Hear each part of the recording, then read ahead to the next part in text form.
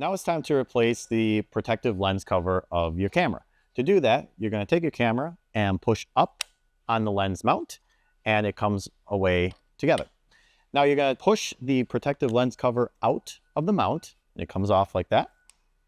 And your package will come with 5 additional replacement lenses. Now remember, these replacement lenses will have a protective film on them, so make sure you remove them and try to reduce fingerprints and debris.